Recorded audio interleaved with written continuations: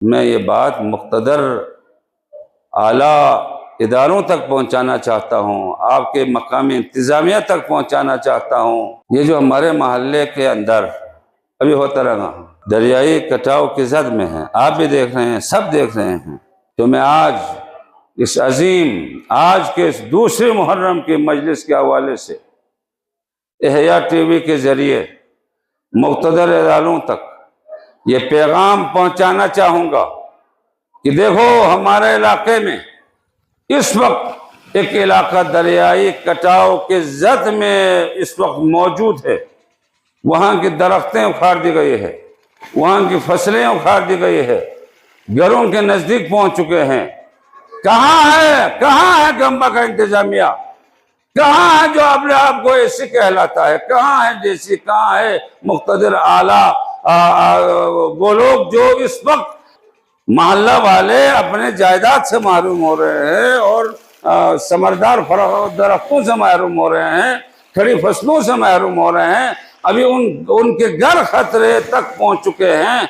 अभी तक आप टच समझ नहीं हैं। खुदा की कसम, अगर आप इसके बारे में नोटिस नहीं लेंगे, इनके लिए दादरसी का कोई रास्ता आप नहीं ढूंढेंगे, इनको आप मुतमईन नहीं करेंगे, तो मैं कहता हूं कि एक वक्त आएगा अगर इसी तरह छोड़े तो हम ये आज़ादारी मजलिसें इन इमाम बारगाहों से निकाल कर सड़कों पे करने की नौबत आने न दीजिए। यार अजीब बात है, अजीब बात है। इसके माने ये नहीं कि किसी इलाके में बोलने वाला ना हो, किसी इलाके में तर्जुमानी करने वाला ना हो तो आप खामोश रहें।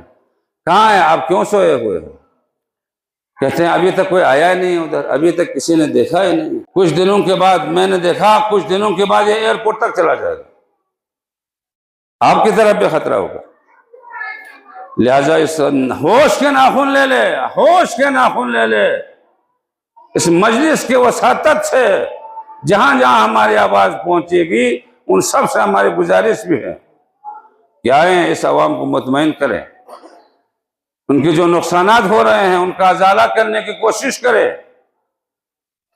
ये जो 2 महीना आपने शोर शराबा किया, भाई हम आवाम के सुनने वाले, आवाम के खिदमत गुजार है, हम ये करेंगे वो करेंगे, दावे करने वाले कहाँ हैं आज? ये हमारे मजलिस का जूझ है, मजलिस का जूझ है।